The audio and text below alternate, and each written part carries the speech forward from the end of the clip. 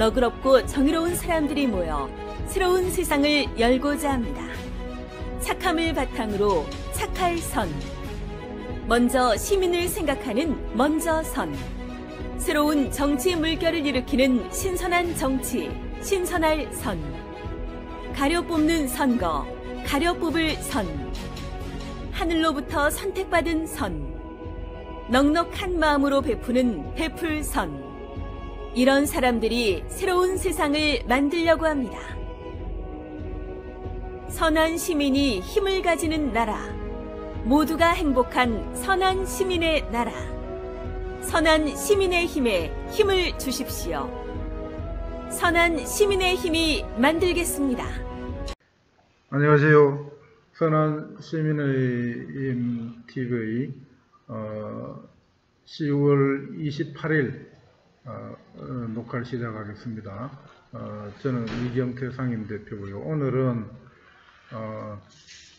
우리나라에서 민족주의 연구, 우리 통일 미래 연구로 아주 저명하신 전 경희대 사회과학대 학장님을 역임하시고 옥스퍼드 조지 워싱턴 대학에서 연구 교수로 연구를 하신 우리 시대에 아주 현자이시죠.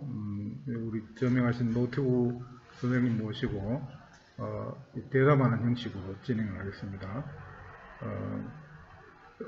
한 몇 가지 정도를 제가 여쭤보고 말씀을 듣는 게 되겠는데, 우선 우리 노태우 교수님한테 제가 이 민족주의에 대해서 이렇게 전념하시고 그 열정을 쏟으신 것에 대해서, 이 민족주의는 20세기의 어떤 민족주의 국가가 한참 논의될 때 그때 유행했던 그런 개념이고 있는데, 지금 21세기에는 민족주의라는 게 되게 어떻게 보면 낡은 개념이다. 왜냐하면은 이 우리나라도 다문화 국가라는 이야기를 하고 개방된 사회고 국경이 없어졌다는 그런 문화 경제적으로 이런 시대인데 왜 그런 민족주의에 깊이 더 연구를 하시게 됐는지 그런 거에 대해서 우선 여쭤보겠습니다.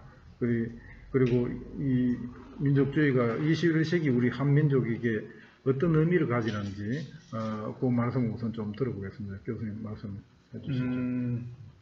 민족이라고 개념 정의를 그 정치 그 사회학자들이 뭐 상상의 뭐 공동체 뭐 이런 표현을 하는데, 그러나 민족이라고 하는 것은 또 객관적인 실체로서 얼마든지 우리가 정의를 해 갈 수가 있습니다.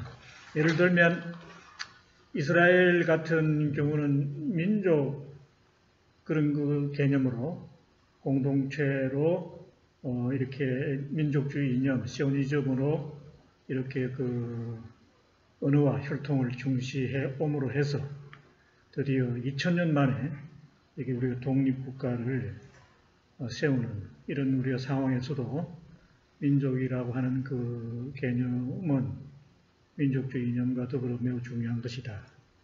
특히 한국 상황에서 각별히 우리가 또 주목해야 할 것은 민족주의 이념이 전통적으로는 반봉건, 반제국주의 이념으로서 그 내셔널리즘 이렇게 이야기를 하고 있는데, 오늘날은 이것이 이제 반독재, 반외세 이런 그 이데올로기로서 또 사용되고 있습니다. 그런 측면에서 오늘 우리의 한국 민족의 경우 당면가제는 일제시대는 우리 독립운동을 하는 것이 이게 이제 역사의식, 민족의식이라면 지금은 우리가 통일운동이다, 민족통일이다. 여기에 우리가 일로 매진할 때 그게 우리가 역사의식적 삶이다 이렇게 말할 수 있다면, 아직까지 우리는 통일이 안 되고 있습니다. 통일이 되어야 완전 독립이겠는데, 그런 면에서 왜 독립이 안 되는가? 그 내용을 보면 우리가 이제 민족 의식을 이제 우리가 민족 사관 이런 그 정신 역사 교육을 통해서 정립을 해 가야 되겠지만, 한편 이러한 역사 의식을 교육을 통해서 운동으로 나아가는 이 이념이 민족주의인 것을 두고 우리의 경우는 아직도 우리가 동학혁명이 일어날 때의 한국 민족주의의 그 슬로건은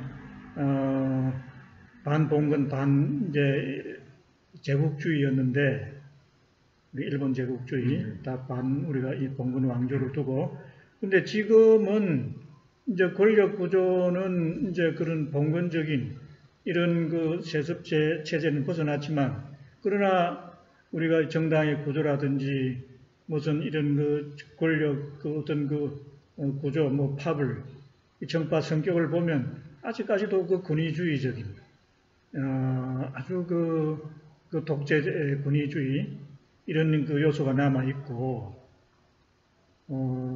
이게 이제 우리가 평화적이고 반통일적인 외세이론적인 이런 그 우리가 토착 외국 일제시대는 그걸 토외라고 했다 그러다. 이 토외 세력이 있는 것을 두고 우리가 이 반독재 반권위주의의 그 기치 슬로건의 의미는 그대로 있고, 또 한편 통일을 막는 그 세력이 외세인데, 우리 일제시대는 그 일제라고 한다면, 일본 군국주의였다면, 이제는 미국이 지금 그 통일을 방해하는 것 같아요. 그런 측면에서 한국의 민족주의는 여전히 유효하다, 이렇게 말할 수 있겠습니다. 이 자주성 또 외세, 특히 미국의 이 존재 때문에 우리는 민족이라는 어떤 구심점이 필요하다, 21세기지만은 그런 말씀인 것 같습니다. 근데 이제 우리 선생님이 이제 민족주의를 하시면서 우리 동학, 천도교 사상도 공부를 많이 하신 걸로 아는데, 이 천도교가 이 한반도에서 우리 지금 현재 가지는 의미, 그리고 근데 이제 또 아쉬운 게 이런 민족적인 사상이 직결된 이 동학이 왜 이리 대중들로부터는 이리 보편화되고 관심 받지 못하는지, 그리고 앞으로 어떤 거기에 대해서 대책이랄까 이런 생각이 있으신지 한번 말씀해 주십시오. 2차 세계대전 이후 이런 그 약소의 민족 국가들이 이게 마이너리티 이런 그 민족들이 다 독립이 됐어요. 독립과 더불어 분단이 된 경우는 우리 한국밖에 없어. 이게 왜 그런가? 이게 우리가 민족 의식을 중심으로 냉전 논리에 우리가 양대 일의 오록이 사회주의, 우리가 이 자본주의, 자유주의 이런 그 계급 의식의 구조를 극복해서 민족으로 클래스 컨셔스니스가 아니고 이런 내셔널 우리가 컨셔스니스로 우리가 민족 이름으로 대동단결 해야 되는데, 통합되어야 하는데, 우리 이제 그 해방 전후사 상황은 이런 그 냉전 논리가 그대로 이렇게 적용해서 분단이 됐습니다. 자, 이런 상황에서 이렇게 그 남북 공이 이런 외세 이존적인 이런 그 냉전적 이념의 체제 하에서 민족주의는 자본주의 진영에서는 이 민족 또 이 그룹 집단을 이야기하니까 이 계급 이런 집단으로 또 이렇게 오해한다고 할까. 그래서 이거를 친북 용공 작용 이데올로기로 매도한다든지, 또 사회주의 쪽에는 민족주의를 표방하니까 사회주의는 또 우리가 우리가 이런 세계주의 이런 이념인 것을 두고 또 이게 전 근대적인 부르주아 이데올로기다. 이런 그 냉전 상황에서는 우리 천도교 동학 우리가 이 사상 종교뿐만 아니라 우리 민족주의자들이 민족 사상이 설 자리가 없었어요. 그러니까 자연스럽게 민족 사상, 민족 종교를 대표하고 있는 우리가 동학 천도교가 이렇게 고립되고 이렇게 일반으로부터 이렇게 뭐라 그럴까 뭐 소외 무관심 대상이 될 수밖에 없지 않았나 그렇게 생각합니다. 예. 그 동학의 어떤 연유로 천도교에 그렇게 관심을 갖고 이 공부를 하시게 되셨는지? 제가 이 대학 다닐 때 요새 이제 이념 서클이라고 하겠습니다만은 네. 운동권 서클 그런 일환으로 그 당시에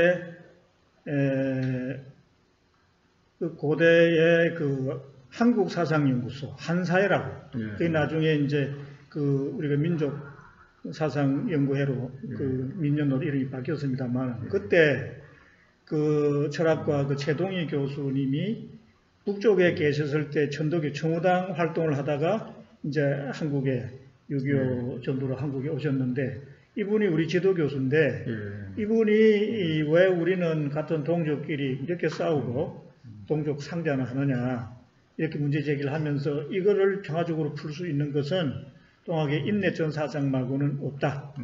민주적이고 평화적이고 자주 우리가 통일 이념으로서 이런 4인여전의 이런 그 인내전 원리만한 게 없다. 거기에 제가 참 감동을 공감해가지고 천도교인이 됐습니다. 예. 하여튼 그 말씀은 이 우리 민족 종교 동학을 비롯한 민족 종교들이 이렇게 꽃을 피지 못하는 게 결국은 이제 이 해방 후에 서구 특히 미국 중심의 그런 거대한 그런 물질 문화가 들어오고 또 친일 세력들, 친일 잔재들이 우리나라를 주류가 되다 보니까 민족 사상이 힘쓸 그런 여지가 없었다. 그런 말씀도 알겠습니다. 그러면은 우리 남한은 그렇게 사상이 없는 거나 마찬가지로 이렇게 된 반면에 북한은 주체 사상이라는 그런 인간 중심의 그런 철학을 수립해서 북한의 그 기둥을 삼고 있지 않습니까? 그래서 그로 인해 수십 년간 미국이 그렇게 국제사회에 제재를 하는데도 불구하고 그런 고난을 이겨내는 원동력이 되고 있다고 보입니다. 남한은 그런 게 없죠. 뭐 자유민주주의라 그러지 그걸만 있고 그 국민이 이끌 중심 사상이 없는데 우리가 통일을 앞두고 북한의 주체 사상에 대해서 우리가 기본적인 거는 좀 이해할 필요가 있다는 생각이 듭니다. 간략히 주체 사상에 대해 좀 알기 쉽게 설명을 한번 해주십시오. 그 주체 사상은 그 한국에 오신 그 황양엽 선생님이 이제 만드신 그 이념인데 그게 이제 한국에 오셔서 그 이름을 이렇게 달리 불렀는데 그게 인간 중심 철학이라고 이름을 이제 바꾸어서 불렀는데 제가 이제 우연한 기회에 그 황 선생님 강좌를 여러 번 듣게 되었습니다. 한국에 와서 10년 동안 이렇게 수많은 이런 그 청년 학도들 또 사계의 이런 전문가들 이제 북어를 잘 이해를 못하니까 또 황 선생님 내려와서 주체 사상 강의를 한다고 하니까 뭐 언론인들 뭐 교수들 각 그 기관의 전문가들이 그 교육을 많이 받았어요. 그래서 저도 그 일환으로 강의를 여러 번 들었는데 지금 이제 주체 사상, 인간 중심 철학을 어떻게 한국에 26권 책을 쓰셨는데 그걸 다 이야기할 수 있겠습니까만은 제 나름대로 간략하게 한정된 시간에 이야기를 드린다면 북한의 그 사회주의, 공산주의의 우리가 세계관, 이 가치관의 유물론이란 말이에요. 유물사관이다. 그런데 한국의 경우는 우리가 자본주의, 자유민주주의의 뭐 세계관이라고 할까 역사관은 이 관념론, 유심론이란 말이죠. 그런 의미에서 그 주체 사상에서 말하는 그 세계관은 뭐 역사관, 사회관, 자연관 다 포함하는 이제 가치관, 그 세계관인데 이 세계관은 인간관이야. 북쪽의 유물론도 아니고 남쪽의 유심론도 아니고 제3의 이제 그런 세계관으로서 인간론을 말씀하시더라. 그런데 제가 천도교인 동학이 바로 인내천. 인간이 바로 하늘이고, 하늘이 바로 인간이다. 물질이 바로 하늘이고, 또 우리가 하늘이 또 우리가 이렇게 이제 물질이 되는 인간을 우리 그때 생물적 존재라고 봐서 그게 하나단 말이야. 이렇게 공부를 하면서 내가 유물유심을 통일하는 그런 이데올로기, 한국 민족주의를 통일 이념을 한번 모색하는 이런 고민을 많이 해왔는데, 제가 대학에서 학생들 가르치면서도 우리 대학에 내가 경기대학을 나왔는데, 경기대학에서 그 교수를 하면서 민족사상연구소를 만들어서 바로 이 통일사상 인내청, 동학사상연구소예요, 사실은. 동학 뭐 이런 이야기 하면 학교에서는 뭐 그게 이제 선입견이 있으니까 민족사상연구로 이야기했지만 그게 바로 인내청, 동학사상연구소거든. 그러면은 그런 의미에서 시간이 없었으니까 간단히 이야기하면 인간은 자연적 존재이면서 또 사회적 존재다. 그런 측면에서 자연적 존재라는 말은 인간은 생물학적 존재다. 인간의 육체는 이 생물이니 동물적인 그런 본능을 가지고 있잖아요. 한편 인간은 우리가 이런 사회의식, 이런 그 대화하고 타협하고 뭐 우리가 인내하고 용서하는 이런 그 정신, 이런 그 사회적 존재로서 이 의식, 정신을 가진 존재다. 이 양면성을 가진 존재가 이 물질론, 유물론, 우리가 유심론, 이런 관념론의 두 사상의 특징을 다 담는 하나의 그 세계관의 특징이 된다. 그 인간론을 두고.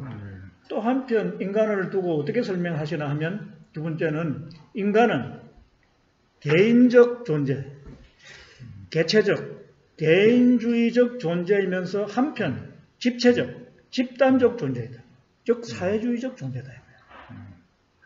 우리가 인간의 성품을 두고 휴먼 네이처, 성학설로 가면 이 개인주의예요. 적자생존, 뭐 양육강식, 우리 생태공동 민주주의에서 우리 이사장님이 열심히 강조하고 계시지만, 그런데 성선설로 가면 이 공동체주의야. 생태공동체 민주주의 사상과 일맥이 통한단 말이에요. 근데 그렇게 보니까 이거 자본주의 장점이 분명히 있다 이거야.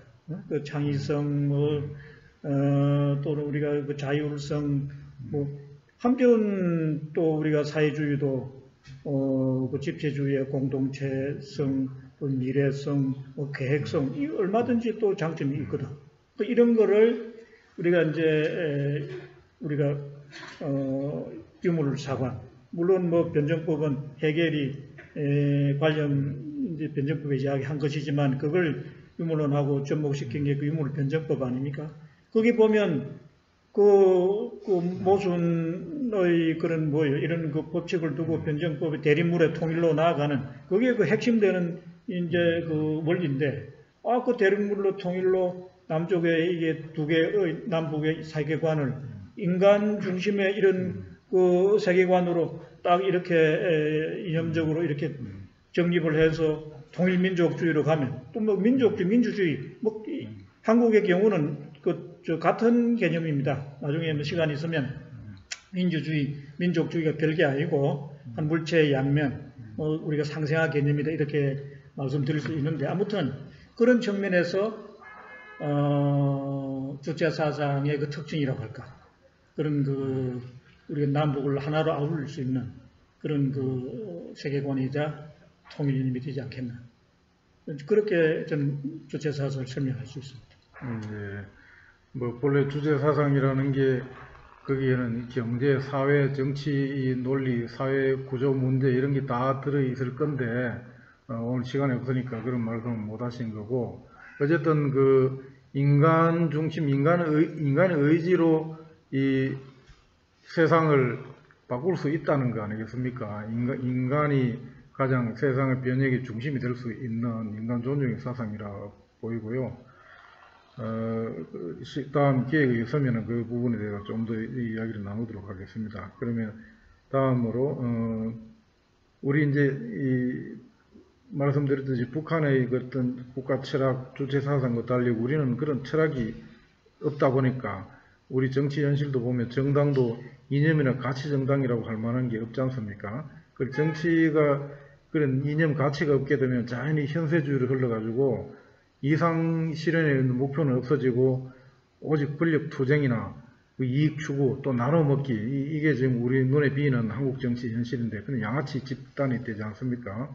이렇게 한국 정치가 속물화된 원인과 또 대책은 뭐라고 생각하시는지 간단히 한 말씀 해주시죠. 예, 한국에는 제대로 된 국가 철학도 정당도 즉 이념 정당, 가치 정당이 없다 이런 말씀인데 제가 물론 제가 이제 정치학 공부하면서 정부 형태, 권력 구조에 대한 공부를 좀 하긴 했습니다만은 그러나 본격적으로 이 통일 문제와 관련해서 이 통일 정부 형태, 권력 구조를 어떻게 볼 것인가 이거는 제가 사실은 우리 황 선생님한테 여러 가지로 그 교육을 받은 게 많습니다. 황 선생님이 한국에 와서 놀랬다는 거예요. 처음에는 한국에 와서 아주 잘 산다. 이게 생각보다 너무 잘 사는 거야. 그래서 놀랬고. 그런데 이렇게 잘 사는 나라가 말이야. 아이고, 미국이 이게 나라를 지켜주지 않으면, 이렇게 자주적으로 나라를 국방을 안보를 지킬 수 없다고 하는 이 현실을 두고 또 한 번 놀랬다는 거예요. 비교를 하시더라고. 북한의 경우는 경제는 매우 어렵지만 이게 아까 말하는 사상교육 이런 이념 정치교육이 잘 돼가지고 지금 완전히 자주 우리가 이런 독립국가를 만들어 놨는데 결과적으로 이렇게 몸집만 크고 잘 산다고 해서 이 사람이 이길 수 있느냐? 좀 이렇게 몸이 약하고 야윳지만 정신력이 투철한 사람이 궁극적으로 이기겠느냐? 이렇게 비교를 하시더라고요. 그래서 한국이 이게 무이념, 무사상, 무철학의 한국의 이런 인문사회학적 이런 어떤 정신 상태를 두고 매우 걱정을 했어요. 그래서 이분이 그러면 이거를 어떻게 이제 극복해 갈 것인가, 대안을 모색할 것인가. 다른 분들은 그분 이런 이야기를 했는데 지나쳤는가 몰라도 나는 이 이야기에 아주 나는 관심을 가지고 제 나름도 연구를 하고 또 논문도 쓰고 그랬습니다. 이 무슨 이야기인가 하면 한국의 이 권력 구조는 상권 분립이야. 상권 분립. 입법, 사업, 이런 행정부 상권 분립인데 우리가 아마 이걸 이제 권력의 억제와 균형이다, 체크 밸런스 그렇게 교과서적인 이야기를 굳이 할 건 없고 그러나 그것은 아무리 발전해도 궁극적으로 그 가치는 어떤 이념 체계는 개인주의다 이거야. 자본주의, 개인주의 이런 정부 형태며 우리가 이제 정치학들이 하면 자유민주주의, 개인민주주의 이념 체계이지 우리 공동체의 가치라든지 이웃과 더불어 미래지향적으로 이렇게 나아가야 된다고 하는 이런 집단주의, 공동체주의의 정신은 전무하다 이거예요. 심지어 우리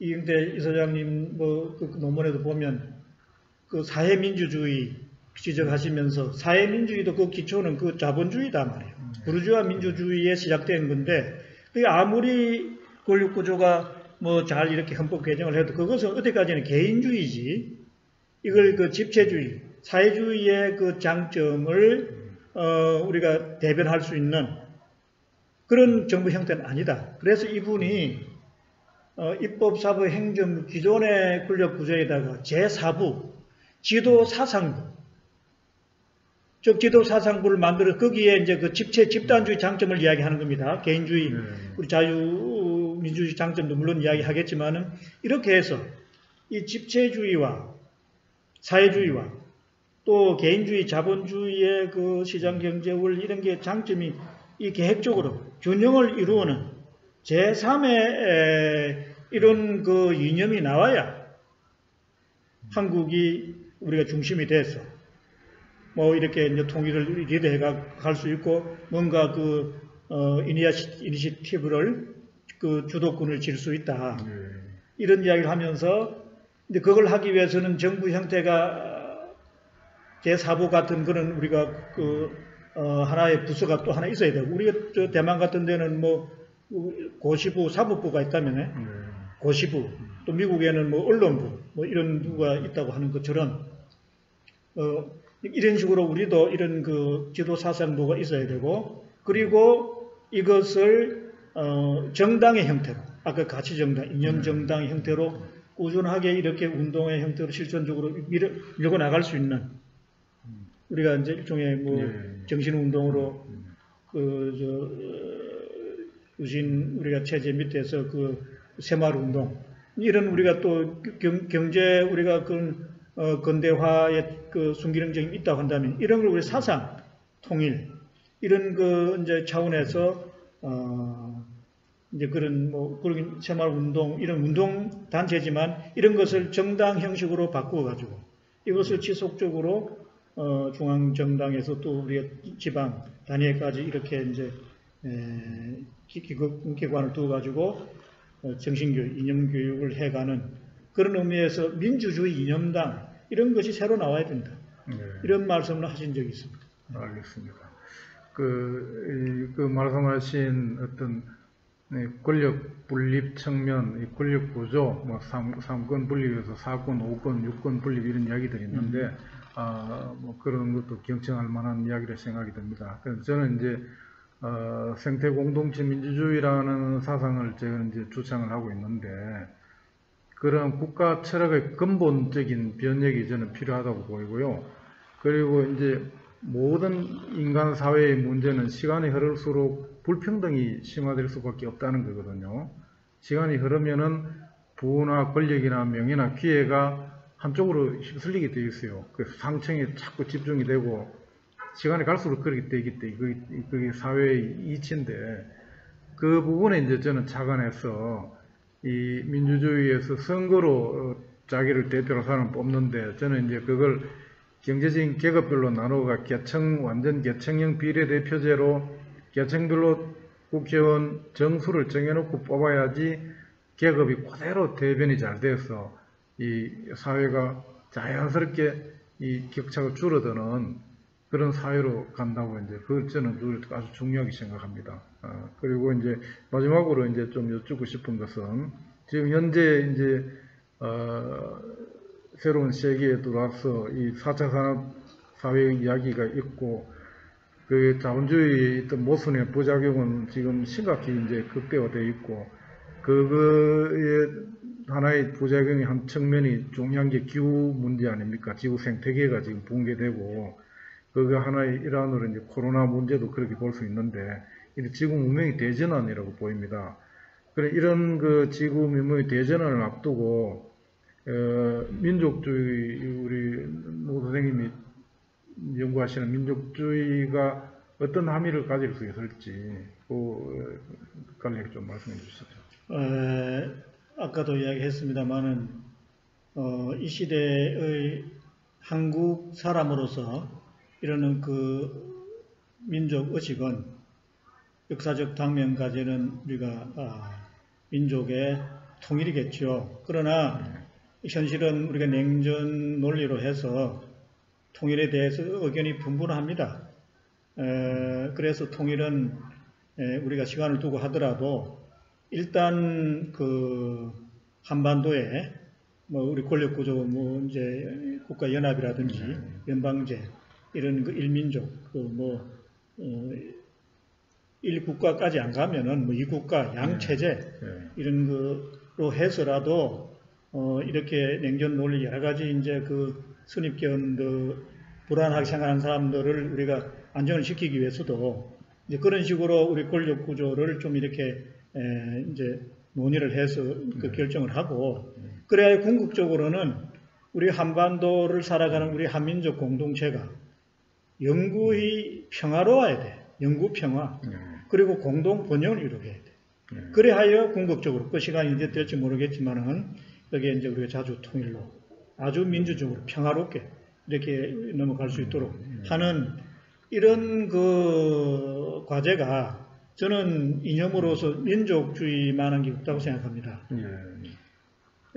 이제 그런 측면에서 이렇게 가기 위해서는 이제 계급투쟁, 계급의식의 시대가 지나가고 냉전 우리가 이런에서 이제는 우리가 평화공존의 시대로 이제 접어든 것을 두고 이제는 특히 우리가 팬데믹 코로나19 이후로 이제 국제 환경은 완전히 신고립주의, 탈세계화로 해가지고 민족주의 이런 분위기로 이념적인 분위기로 이렇게 나아가는 민족 자립이라고 민족 자급 자족하러 가는 그런 분위기가 있습니다.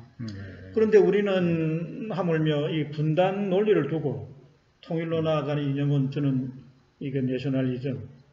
그러나 이 내셔널리즘은 내가 아까도 얘기했다시피 우리 민족의 생명을 우리가 존중하는 우리 이사장님은 그걸 생명 공동체, 생명 중시 공동체, 생태 환경 이런 이야기를 많이 하셨습니다만 이런 우리가 통일민족주의, 한국민족주의가 나와야 된다고 생각합니다. 이런 게 나오면 지금까지는 우리가 이게 남북 갈등에서 이제는 남남 갈등까지 이렇게 심화된 어떤 우리가 분열된 어떤 정치 이런 세력을 정파들을 나는 통일할 수 있다.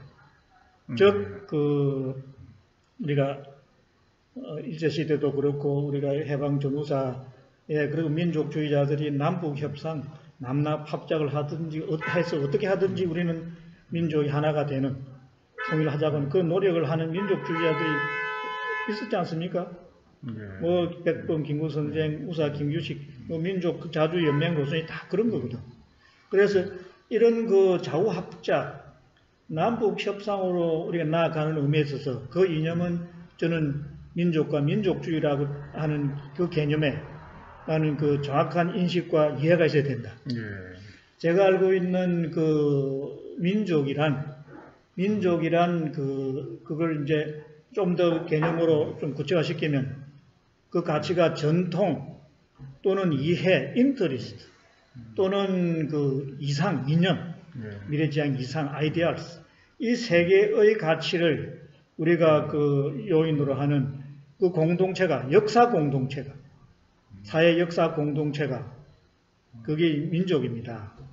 이 민족이라는 개념은 누구는 영적 그런 존재다. 또 신이 내린 그런 개념이다. 우리도 우리가 중세 군주 주권, 군주 국가를 두고 우리가 뭐예요? 신성설, 신이 내렸다. 이런 이야기 하는 것처럼 오늘은 이제 군주 국가에서 로열티, 오늘은 이제 민족 국가니까 이 민족 공동체는 이게 신이 내린 그런 개념이다 이거예요. 이게 우리가 지금 일반이 세속적으로 이야기하는 그런 개념이 아니다 이거예요. 그런 영적이고 아주 그런 양심적이고 역사적인 이런 객관적 존재로서 실체로서 민족 개념을 두고 이것을 지금까지는 이게 우리는 이제 냉전 논리 하에서 이 국가가 아까 말하는 지도 사상부라든지 민주주의 이념당, 통일민주주의 이런 노선이 이념 교육이 안 되다 보니까 에나키 상태야 완전히 무정부 상태야. 그러니까 보수적 그런 민족주의자라고 합시다. 이런 사람은 과거의 역사만 이야기하면서 역사를 부정하면 그것이 바로 민족이 없어지는 걸로 이렇게 이제 해석하는 사람이 있나 하면 또 민주주의, 이 데모크래틱 내셔널리스트, 민족주의자들은 이 사람들은 피플을 중요해요.